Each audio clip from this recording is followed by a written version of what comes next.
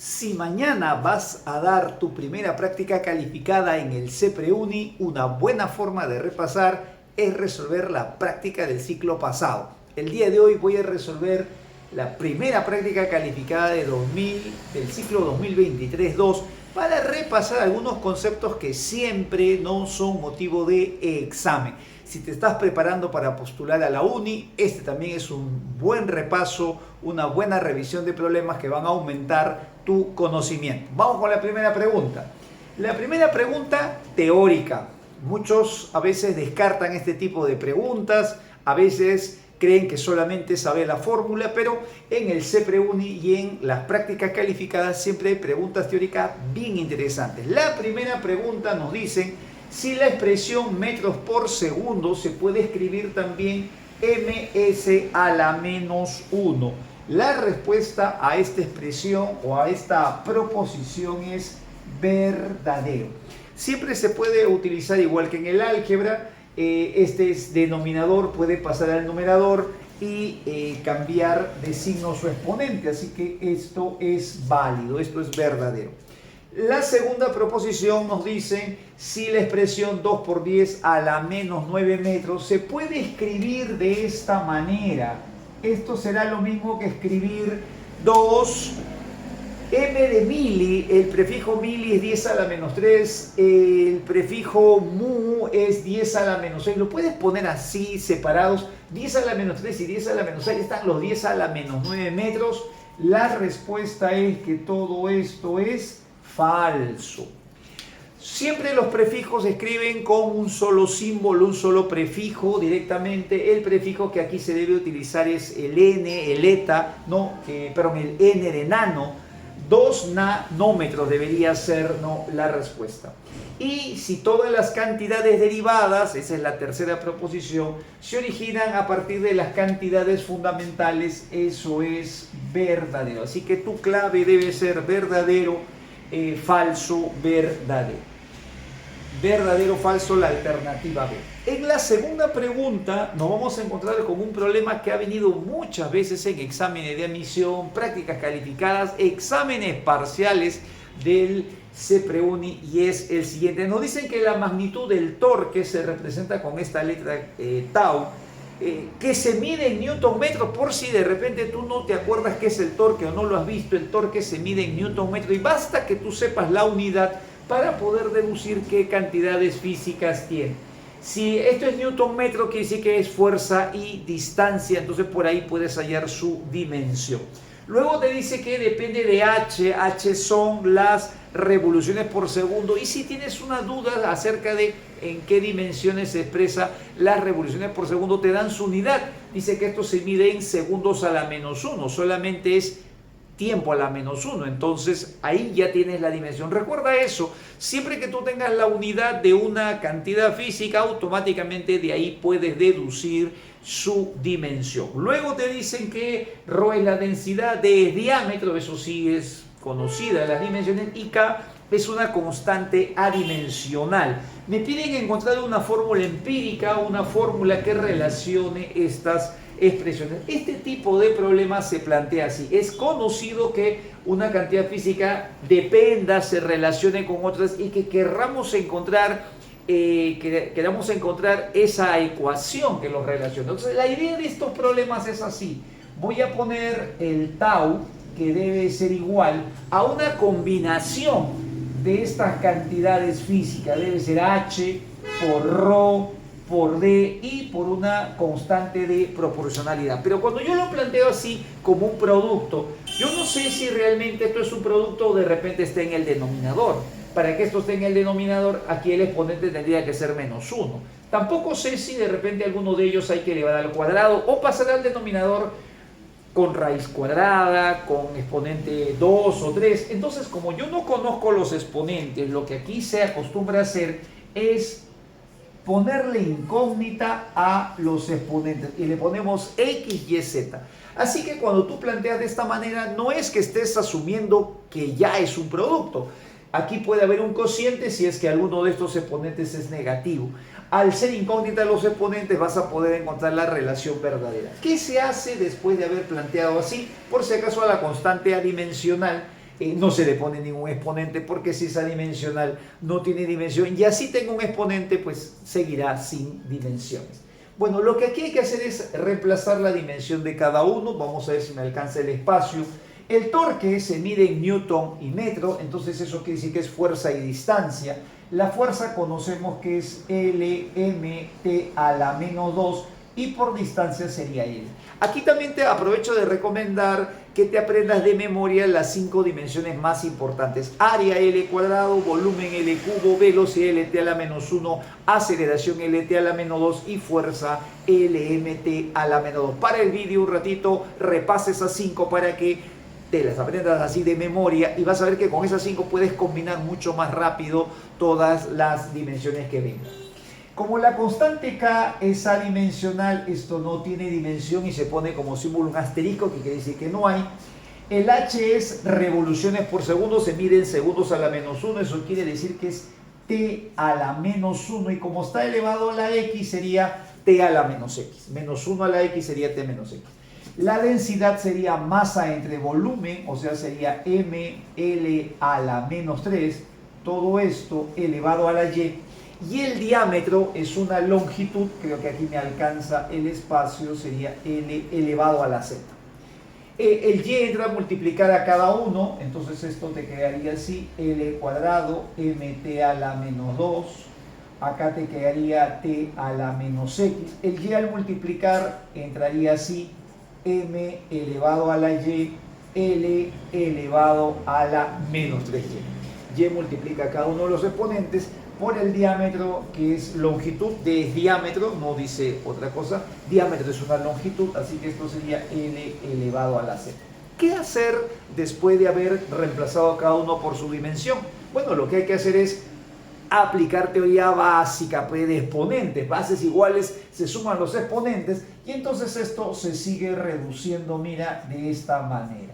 Voy a copiar el primer igualito y voy a ordenar aquí todas las L, bases iguales suman los exponentes, así que esto te quedaría 3y más z. Luego voy a poner el m que quedaría elevado a la y, no hay con quién, está solito, y el t también está solito, así que esto también queda igual. Lo que voy a hacer después es empezar a también a aprovechar la propiedad de las bases iguales. Si las bases son iguales, los exponentes también lo son. Así que voy a empezar, mira, agarrando el t, voy a agarrar el t primero, y si los t son iguales, a ver, déjame relacionar por aquí, si los t son iguales, bases iguales, yo puedo decir que de aquí el exponente x vale 2. Luego voy a igualar las m's y también voy a llegar a esta conclusión. Si las bases son iguales, m y m, entonces los exponentes también tendrán que ser iguales. Y de aquí puedo deducir que y vale 1. Finalmente voy a igualar los exponentes de L. Entonces esto me quedaría así. Bases iguales, acá me quedaría así. Las bases son L con L. Entonces los exponentes deben ser los mismos. Voy a igualar por este lado el número 2 y por este lado menos 3y. Como ya sé que y vale 1, entonces sería menos 3 y todo esto más z. De aquí entonces puedo despejar que el valor de z es 5. ¿Cómo queda entonces tu ecuación? Regresas a tu fórmula original y dices así: el torque debe ser igual a la constante adimensional, el h está elevado a la x, o sea, h debe ser elevado al cuadrado, la densidad está elevado a la y, eso debe ser elevado a la 1, y el diámetro está elevado a la z, o sea, esto es 5. Ahí está. Obviamente el 1 ya no es necesario poner, y la clave entonces sería ρ h cuadrado de elevado a la quinta. Esa sería la solución. En la pregunta número 3 tenemos un problema muy característico en preguntas del CEPREUNI, porque un objetivo fundamental cuando un estudiante entra a la universidad es que sepa, si va a estudiar ingeniería sobre todo, trabajar con las componentes rectangulares. Se debe saber descomponer no solamente en el plano, sino también en el espacio. Entonces, este es un problema que nos exige justamente ese tipo de demostración, o sea, demostrar al estudiante que sí lo sabe hacer. Aquí, por ejemplo, nos dan un vector A en esta figura. Un detalle cuando vamos a tener problemas de descomposición en el espacio, varios me han escrito y de paso los invito a mi canal a suscribirse y a seguirme porque siempre subo contenido de este tipo, solucionarios de la uni, solucionarios de los exámenes parciales, las prácticas calificadas y hay también desarrollo de los aspectos teóricos para que tú puedas repasarlos, puedas de repente revisarlos, compararlos con lo que tú sueles hacer, ¿no? En el centro donde te estás preparando. Generalmente los problemas cuando vienen en espacio siempre vienen apoyados de una figura, de tal manera que dentro de esa figura podamos nosotros resolver. Acá nos dicen como dato que este vector A tiene un módulo, a ver, vamos a ponerlo así, nos dan como dato que el módulo del vector A es raíz de 22 dividido entre 3. Ese es el módulo del vector A. Y me dan como dato que en este espacio acá esta coordenada vale 9 en el eje Z, o sea, esta altura es 9, acá también debe ser 9. Esto es 6, acá también debe ser 6 este pedacito. Todo lo que avanzó horizontalmente es 9, aquí también es 9, o sea, esto es un cuadrado en realidad, si está en las mismas unidades, obviamente. Y acá estas diagonales no me las indican, las puedo en todo caso calcular y me piden calcular el vector, me dicen determine el vector A, me piden hallar el vector A sabiendo que el módulo del vector A es 20 reglas. ¿Cómo puedo hallar cómo puedo hacer para determinar el vector A? El método más tradicional es utilizar, y me imagino que quien lo propone intenta hacer eso, evaluar si el alumno sabe la definición de vector unitario, que es módulo entre vector. Entonces, como ya tengo el módulo, la idea sería ya del vector unitario y con el vector unitario y el módulo del vector despejar el vector A. Pero hay un camino un poquito más corto que sirve mucho para hacer este tipo de problemas y consiste en lo siguiente. Aquí el problema está en que el vector A no conozco su punto de partida y su punto de llegada, solamente sé que está en esta dirección y me dan el módulo. Pero yo me puedo imaginar lo siguiente, que tengo un vector que viene desde el punto A, desde este punto de intersección con el eje Z y hasta este vértice, yo puedo imaginarme un vector más grande que le voy a llamar A'. Me voy a imaginar un vector que viene así, viene desde esta intersección con el eje de las zetas, se supone que contiene totalmente al vector A y finalmente llega hasta ese vértice. Este vector yo puedo afirmar que tiene la misma dirección y sentido que el vector A, pero obviamente tiene un módulo más grande. Y este vector A' sí lo podría descomponer porque como tengo su inicio y tengo su final, yo podría a través de estos lados, de estas aristas de este sólido, podría ir a través de los ejes X, Y, Z e ir del inicio al final y poder hallar sus vectores componentes. La idea entonces aquí sería, mira, la siguiente. Voy a partir del punto A y voy a ir a lo largo del eje de las zetas así, mira. Voy a descender en el eje de las zetas. Voy a trazar aquí un vector que sería de esta manera. Así. Luego me voy a ir por el eje de las X y voy a trazar otro vector. Ahí está, otro vector. Y finalmente voy a ir a lo largo del eje de las Y y voy a llegar hasta la cabecita del vector A'. Cada uno de esos vectores componentes puedo hallar su longitud. El tamaño de este vector sería 9 unidades, el tamaño de este vector sería 6 unidades y el tamaño de este vector sería también 9 unidades. Yo podría decir que mi vector A' concéntrate bien, el vector A', el que yo estoy asumiendo, el que yo le he agregado a este problema, sus componentes serían 9 en el eje de las z, así que le pongo 9k, y como va para abajo no coincide con z, si no se le pone pongo menos 9k.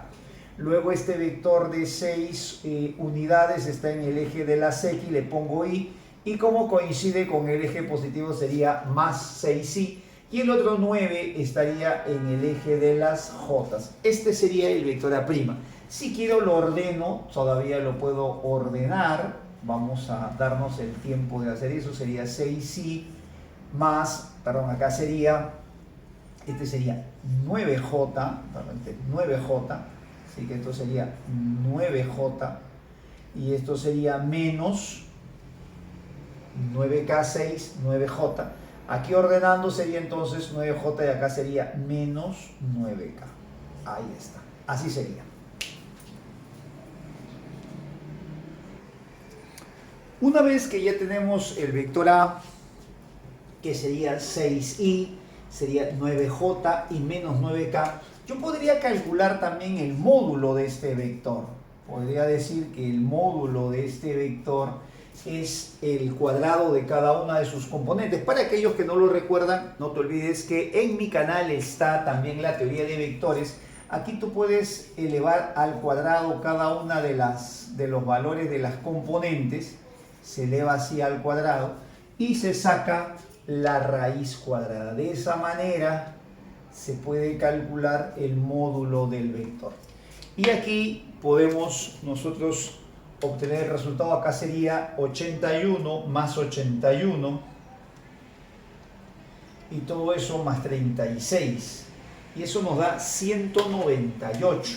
Y ese 198 lo puedo poner así, como 9 por 22. Así lo puedo poner. 9 por 22 sería justamente, ahí está, 198. ¿Y por qué lo pongo así? Porque esto nos conduce al siguiente resultado. Raíz de 9 es 3 y raíz de 22 lo dejamos indicado. Y aquí viene la solución al problema. Mira, el vector que yo estoy buscando, el vector A, mide raíz de 22 entre 3. Y el vector A' que yo he dibujado mide 3 raíz de 22. Quiere decir que este vector A' es 9 veces este vector A. Si este vector yo lo multiplicara por 9, me quedaría justamente este resultado. Entonces, el vector A sería de esta manera. Sería igual al vector A' dividido entre 9. Si tú tienes un vector, imagínate que sean solo dos componentes, 3 y 4, y la resultante sale 5. Cuando tú lo duplicas, 6, 8, la resultante te sale 10. O sea, un vector cuando tiene doble módulo, sus componentes son el doble.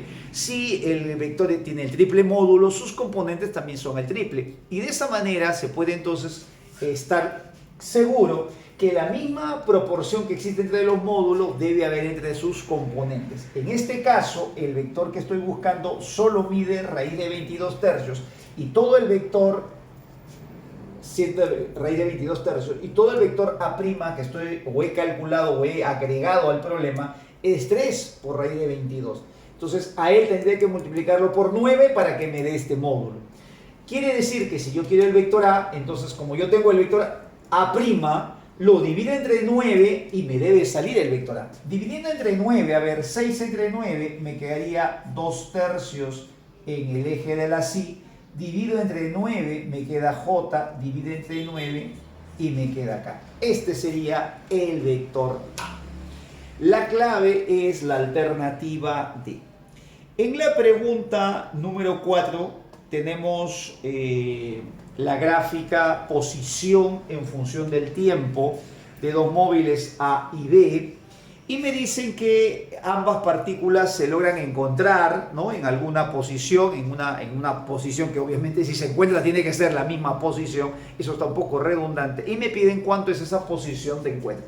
Para poder resolver estos ejercicios de posición en función del tiempo y saber en qué momento tienen la misma posición, los dos comparten la misma posición y por lo tanto se encuentran. La idea es encontrar la ecuación de la recta de cada uno de estos móviles. La posición en función del tiempo tiene hay una función entre ellos, hay una función entre la posición y el tiempo. Y cuando esa función es lineal, la gráfica es una línea recta. Por lo tanto, si yo veo la línea recta, esa función lineal debe existir y la tengo que hallar de esta manera. Para aquellos que no se acuerdan, la ecuación de la posición siempre está formada de esta manera. Aquí va a haber lo que se llama un intercepto, una pendiente y la variable t. De repente hemos recordado esta ecuación así: y es igual a b más mx. X es la variable independiente que siempre es la horizontal. Algunos me preguntan por qué el tiempo va en la horizontal y la respuesta es porque el tiempo es una variable independiente sobre la que no tenemos control y las variables independientes siempre se ponen en el horizontal. Y en la vertical se pone la variable dependiente, ¿no? Cuyo resultado depende de la primera. En la variable independiente y, en el eje de la y aparece la posición, este x no es eje x sino posición. Y en la horizontal, en la variable independiente, aparece el tiempo. Esta es la forma de la ecuación de cada una de estas rectas. Vamos con la ecuación de A. A ver, la posición de A sería así. El intercepto es el punto donde la recta corta a la vertical y en este caso sería 12.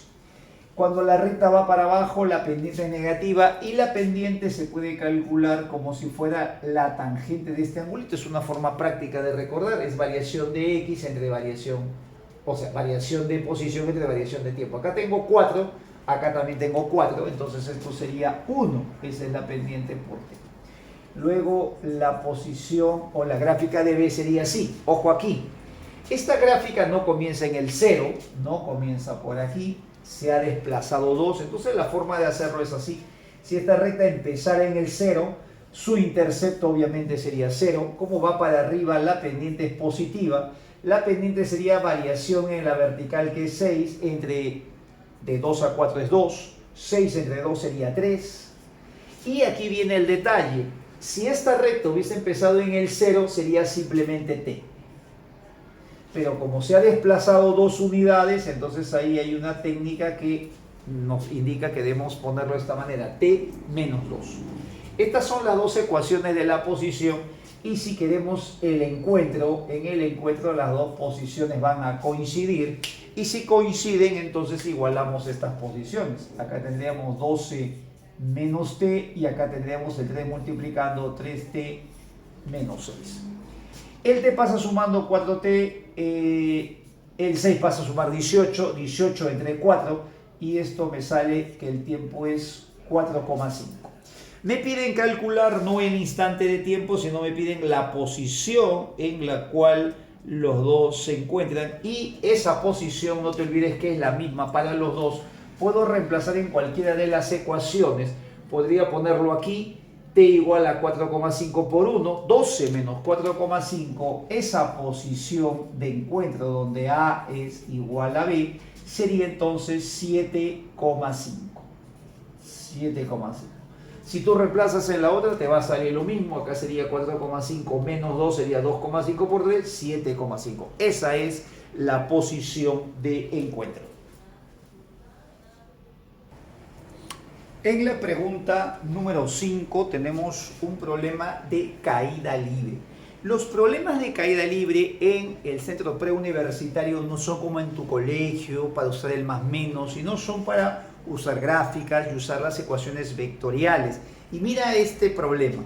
Es un problema de caída libre. Nos dicen que la gravedad, como siempre, vectorialmente se escribe con signo menos y está en la vertical J, o sea, J va a ser nuestra dirección vertical. Y esta es la gráfica de su posición en función del tiempo. Igual que en el problema anterior, las dos son posición en función del tiempo. Este X quiere decir que ocurre en la horizontal, este que ocurre en la vertical. Y de paso repasamos que cuando un movimiento es rectilíneo uniforme, su gráfica posición-tiempo es una línea recta, pendiente positiva si va para arriba, pendiente negativa si va para abajo. Y cuando el movimiento es uniformemente variado, o sea, con aceleración constante, la gráfica cambia a una parábola. Entonces, en caída libre tenemos una aceleración constante, que es este valor, y la gráfica es una parábola. Esto dice que ocurre para este movimiento. Tengo este punto de corte, no lo conozco, el punto máximo es 41 y me dice que a partir de esta figura calcule la longitud recorrida por el móvil, obviamente desde el lanzamiento en el instante cero. Aquí está el instante cero, y en el instante cero estaba en una posición que desconozco. Le puedo poner a esto de repente una altura o una incógnita, un H inicial, no sé. Y desde ahí lo hemos lanzado hasta el instante que llega al piso, hasta aquí. Este tiempo no lo conozco, también de repente se podrá calcular, pero hasta que llegue al piso me piden calcular cuánto es la distancia recorrida. La palabra distancia o longitud recorrida, perdón, así dice, calcular la longitud recorrida, se refiere simplemente a lo que se conoce como el recorrido o todo, pues lo que recorre la partícula a lo largo de su movimiento. Hay que diferenciar que una cosa es la longitud recorrida y otra es la distancia, que es el módulo del desplazamiento. El módulo de desplazamiento, que es el vector que va de inicio a final, a ese módulo se llama distancia, y longitud recorrida o recorrido en la uni, en CEPREUNI también se le llama a toda la longitud de la trayectoria. Aquí lo primero que necesitamos es saber desde qué altura ha partido, y este problema se puede resolver con la teoría de ecuación de la parábola, que también está en mi canal, así que nuevamente te invito a suscribirte y a buscar creo que es el video número 5, donde está justamente ecuación de la recta y de la parábola. Mira, la ecuación de una parábola yo tengo que recordar que siempre tiene esta forma. Su forma más básica de la parábola es esta que ves aquí, es así. Y es la variable dependiente y x la variable independiente y dependiente. En esta gráfica, en lugar de variable x, o sea, en la horizontal tengo el tiempo, o sea que mi gráfica tendría esta forma, a ver, esto sería así, acá tendría al tiempo, y en la vertical tengo a la posición, que en este caso sería y, lo voy a poner así. Si el vértice de la parábola coincide con el origen de coordenadas, esta es la forma, esta sería la forma, y igual a ct cuadrado sería la forma de la ecuación de la parábola, donde le llamamos simplemente parámetro. Pero resulta que este vértice de la parábola no está en el punto 0, 0, sino está por acá arriba en la posición 1,40. Entonces, si en el tiempo se ha movido hasta la posición 1, acá le restamos 1. Y en la vertical a y le restamos 40.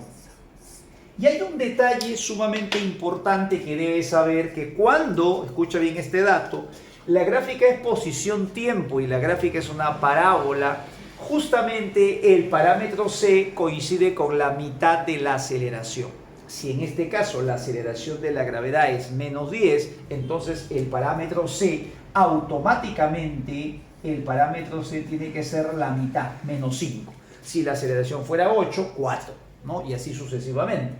Entonces ya tienes la ecuación de la parábola completa. Pues esto sería así, mira, y menos 40 sería igual a menos 5 de menos 1 elevado al cuadrado. Esta es la ecuación de la parábola. Para poder calcular cuánto vale este h, me pregunto en qué instante ocurre el h, ¿no? Eso ocurre cuando t es igual a 0. Entonces yo voy a poner aquí t igual a 0, reemplazo 0 menos 1 al cuadrado se vuelve 1, por menos 5 sería menos 5. 40 pasa a sumar, y cuando t es 0 me doy cuenta que y es igual entonces a 35.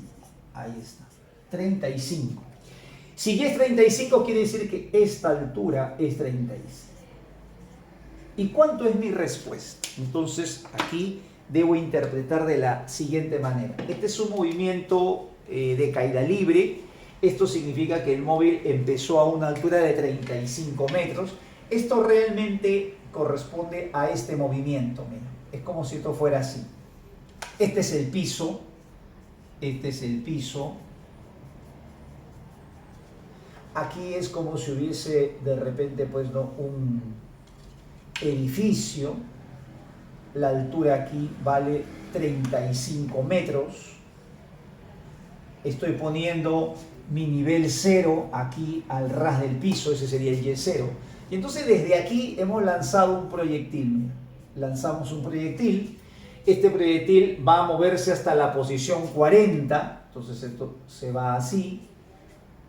llega hasta la posición 40 y cuando llega al punto más alto se detiene por un instante y nuevamente regresa a tierra.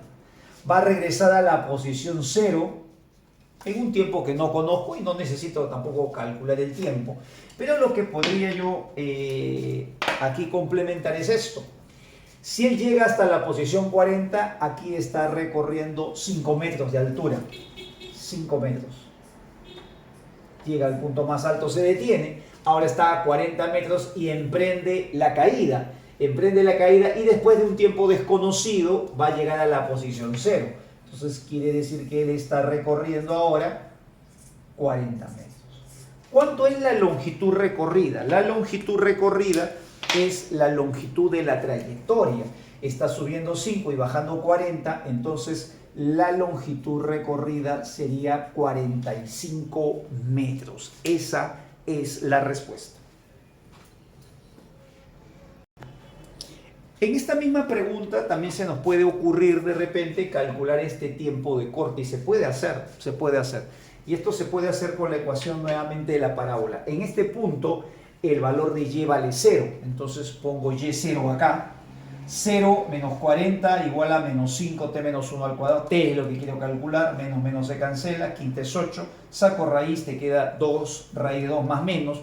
Toma ya la raíz positiva y el 1 pasa a sumar. Entonces sería 2 raíz de 2 más 1, ese sería el valor de t. Y es así como podrías calcular el valor de t. Esa sería la forma de hacerlo. Cualquier punto de la parábola se puede calcular si es que ya tienes la ecuación.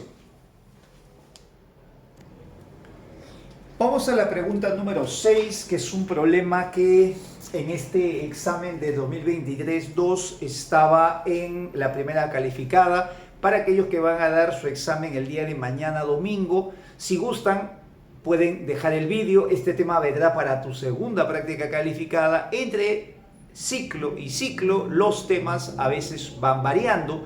Temas que en un ciclo entran en la segunda práctica, en el siguiente entran en la tercera o entran en la primera, y es así más o menos el cambio, cómo va avanzando la secuencia de temas.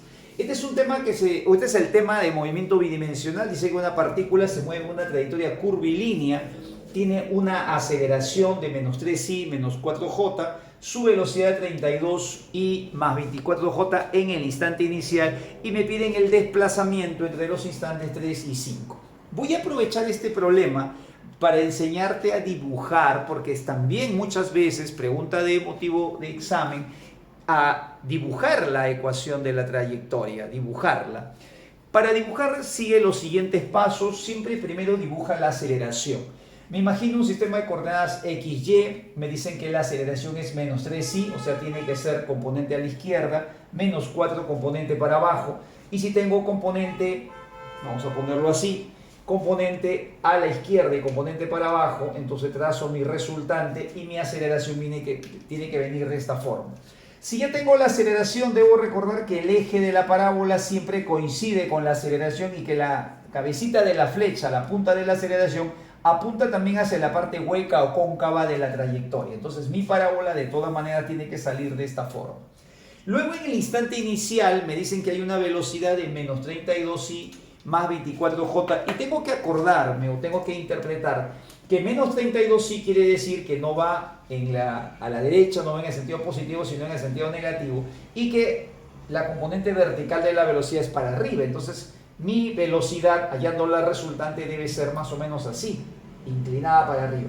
Lo que tengo que buscar es un punto de la trayectoria donde esta velocidad pueda ser tangente a dicha trayectoria, y ese será el punto inicial. De hecho, por acá, mira, esto veo que está muy vertical, por acá tampoco, como la intersección, y justamente la posición tangente más aproximada, porque todo esto se hace por aproximación, debe estar más o menos en esta región. Entonces, por aquí debe estar la velocidad inicial, componente negativa, componente vertical positiva, y en el instante cero está ahí.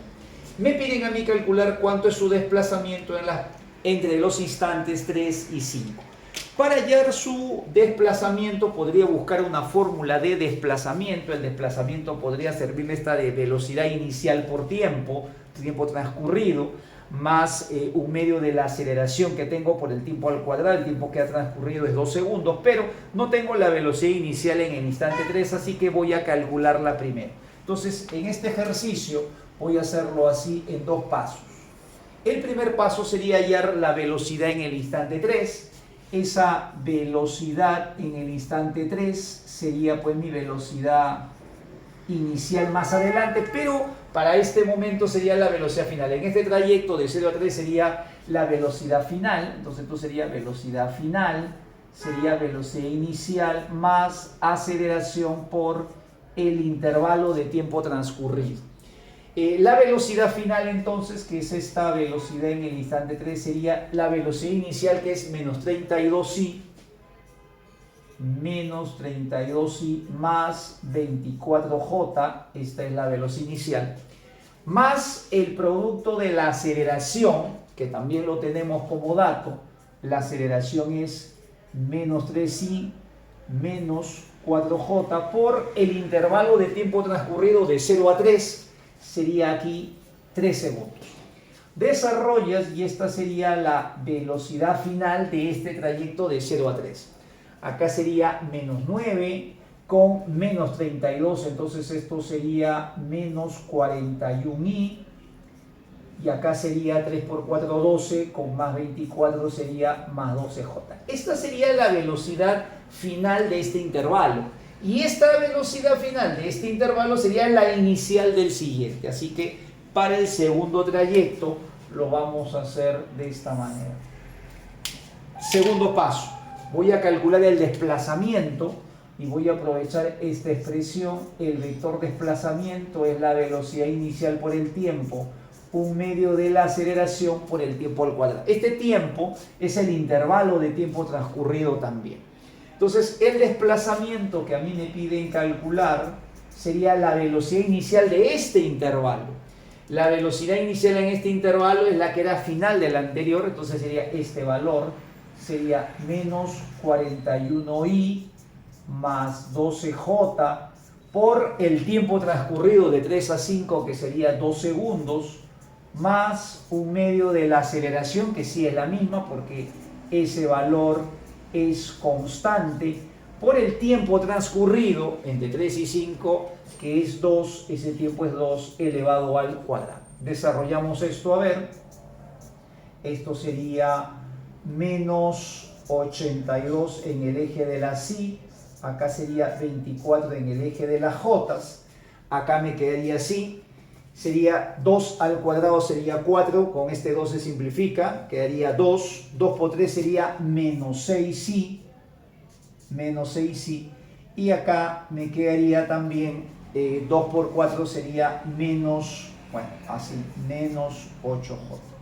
Lo que hacemos ahora es sumar todas las i y sumamos todas las j, y entonces el desplazamiento me queda de esta manera. Acá tengo menos 6 y menos 82, sería menos 88 en el eje de la y. Acá tengo menos 8 y 24, sería más 16j. Y esa sería la respuesta al problema. Vemos si hay clave, menos 88 más 16j es la respuesta.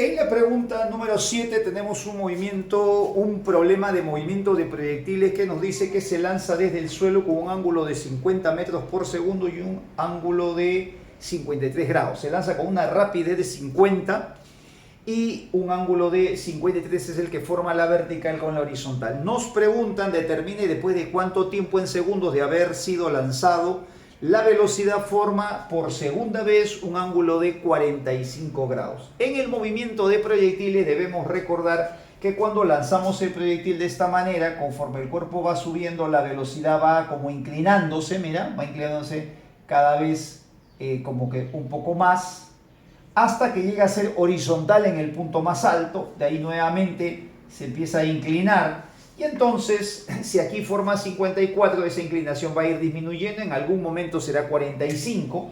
Me tengo que imaginar que más o menos debe de repente ser por acá. Vamos a suponer que acá en un momento debe ser 45. Pero no ocurre solo una vez esta inclinación de 45 grados. Esto va a ocurrir dos veces. La primera será cuando está de subida y la segunda vez que va a ocurrir es cuando está de bajada. Entonces siempre el proyectil dos veces va a estar formando 45 grados. Me piden la segunda vez, se refieren a esta que está aquí. Para resolver estos problemas, la técnica que se debe utilizar es el método de descomponer el movimiento parabólico de proyectiles en dos movimientos, el MRU y el MRV.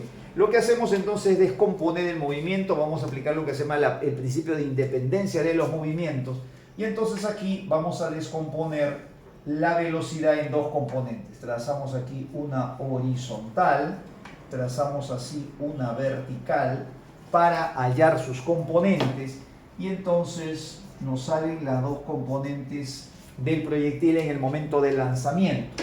Como es 50 la velocidad, acá sería por el coseno de 53, esta componente horizontal me sale 30 y esta componente vertical me sale 40.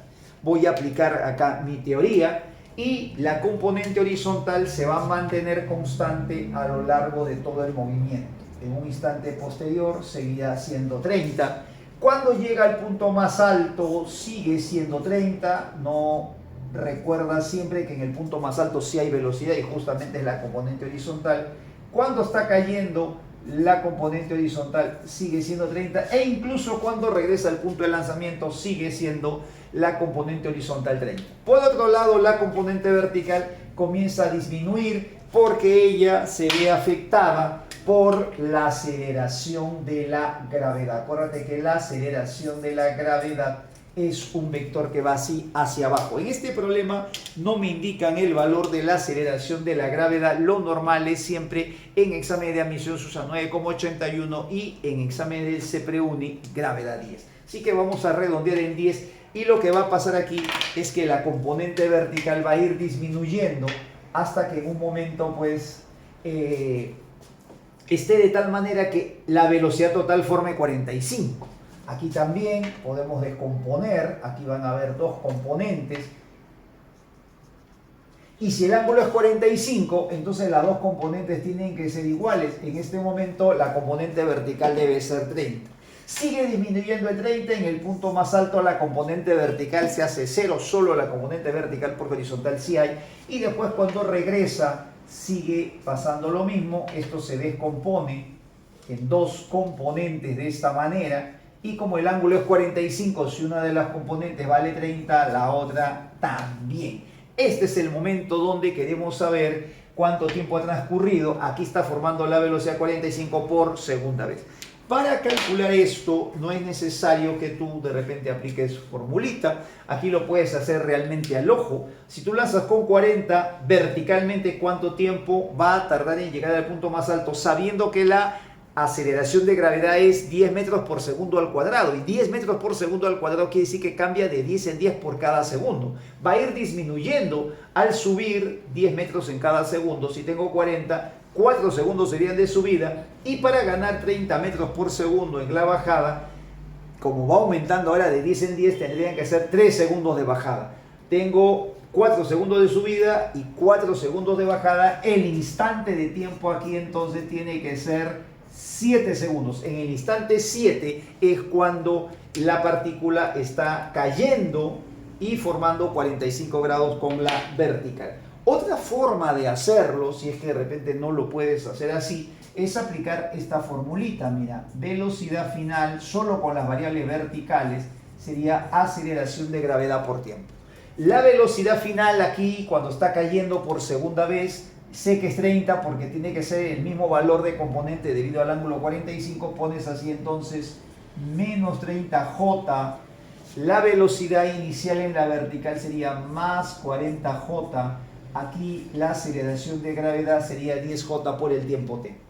Este 10T pasa al otro lado, esto pasa a sumar, al otro lado también sería 70, simplificas, obviamente los J en cada lado también es como si desapareciera y entonces el valor de te sale 7 segundos. Ese ha sido el solucionario de la práctica calificada. Aquí hay preguntas que para este ciclo servirán para la primera y la segunda, así que te invito a suscribirte y seguirme también en el canal. Nos vemos en el próximo vídeo.